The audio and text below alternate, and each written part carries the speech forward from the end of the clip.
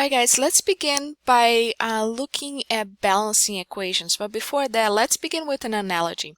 So say I'm making a sandwich, and it's a very straightforward sandwich. It requires 2 slices of bread. Okay, so this is my bread. And a slice of cheese. And let's pretend that's a Swiss cheese. So there you go. Okay, so that's my bread, that's my cheese.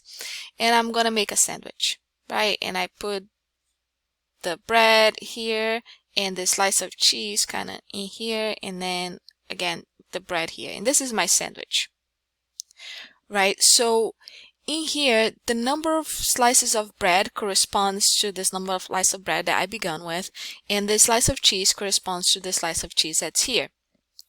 It would be very awkward for you if you went in the kitchen and got 2 slices of bread and a slice of cheese, and you look at your plate and all of a sudden this is what you saw. You would probably thought that you're lost in your mind, right? That's because it doesn't make sense. If you took 2 slices of bread and a slice of cheese, you expect to see the same, even though here it looks different, but it's made out of the same thing. So we're going to apply the same concept in terms of chemical equations, right? A simple explanation of here, well, somehow I must have been busy doing something else and I forgot that I actually got 4 slices of bread and 2 slices of cheese. That's the only logical explanation, right? Or somebody else came and made another one using additional 2 slices of bread and a slice of cheese. So those numbers I put in here, okay, and 2, right? Those numbers that I put in here, they're called coefficients.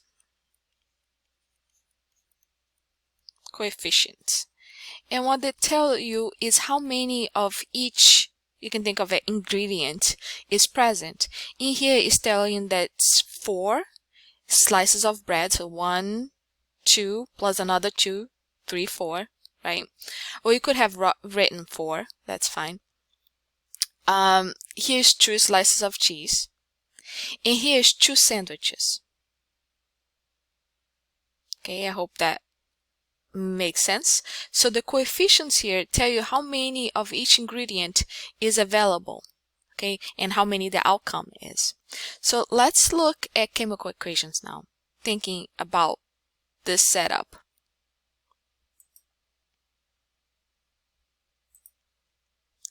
Let's start with something simple. Let's start with a reaction of oxygen with hydrogen gas to form water. Okay. In here, I'm not concerned about writing gas, and probably vapor here. I'm not concerned about that because it's not going to be relevant to what we're doing. So let's start from a very visual way. So let me create a key here just so we know what we're talking about. This is my key. And the first thing I need to do is to look at what elements are present. Well, I have oxygen and I have hydrogen.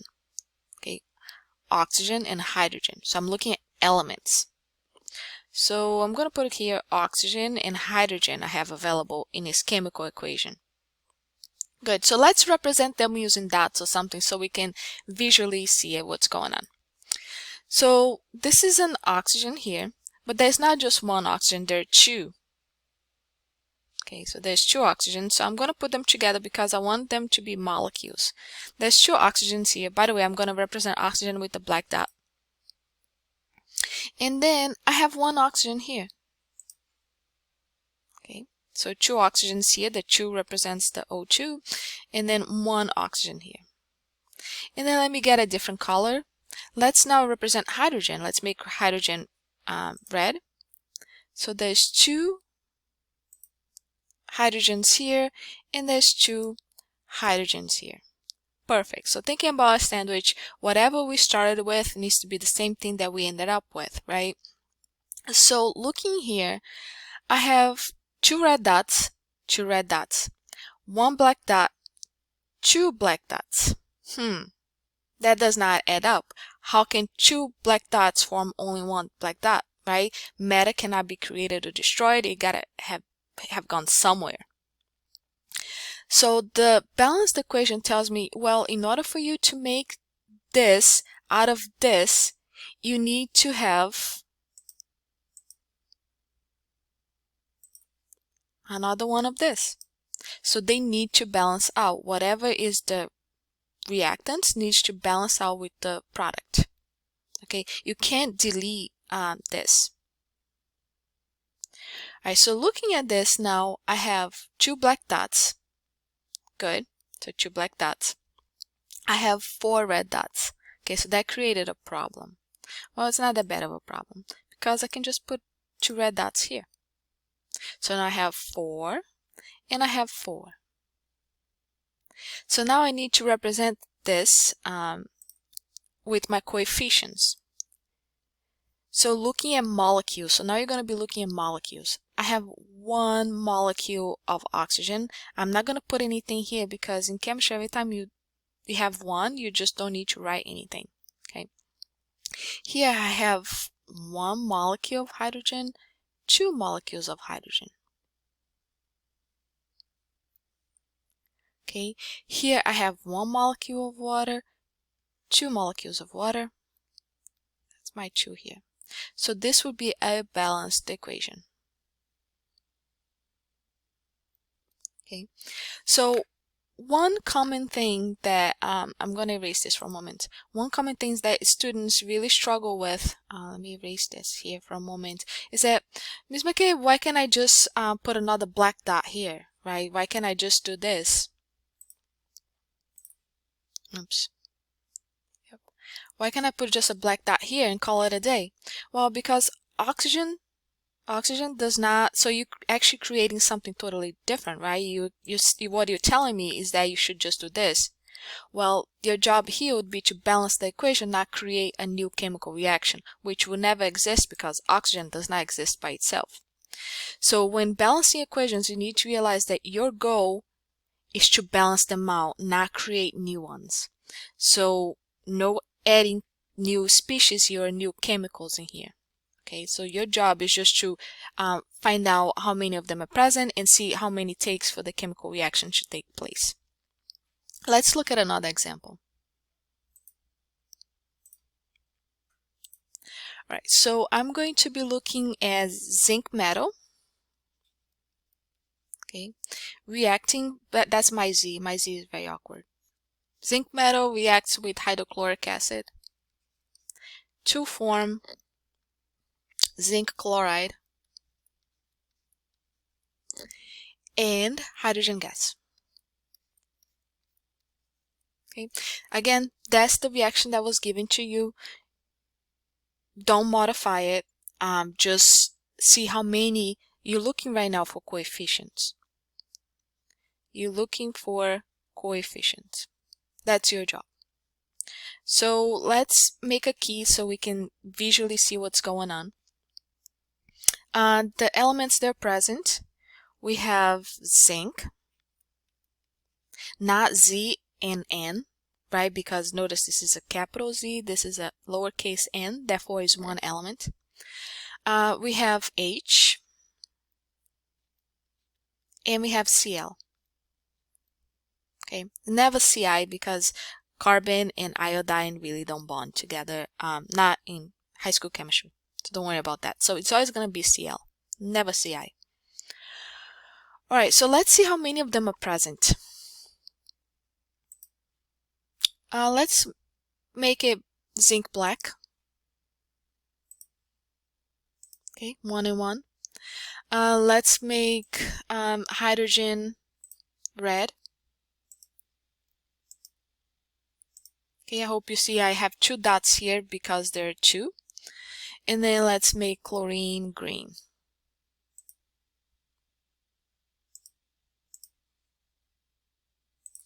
Perfect. Alright, let's start counting our dots. 1 black dot, 1 black dot. Alright, here's the separation. 1 black dot, 1 black dot, good. 1 green dot, 2 green dots, not good. 1 red dot, 2 red dots. Okay, not good. So the easiest way here is to look where chlorine is. There's only 1 dot. Well, perhaps I can make another one. Okay, and then make another molecule, not another chlorine, make another molecule. You cannot make another chlorine, you can only make another molecule. So if I make another molecule, now it fixes everything up because now I have two dots, all right, two red dots, and then two green dots. Perfect. So my reaction is balanced. All I need to do is to put my coefficients in. So with my coefficients, I have one zinc, so I don't need to put anything here. I can just leave it blank. It's one zinc. I have 1, 2, so I have two molecules. I have one molecule here, so I don't need to add anything in here. And then I have one molecule in here. Again, don't need to add anything here. I can add 1, 1, and 1, but you wouldn't see this here just because if you're reading a chemical reaction, you wouldn't see a 1 here just because we assume, like I said before, if it's a 1, we just don't put anything. You just assume that if there's nothing there, there is at least 1. Alright, let's look at one more example.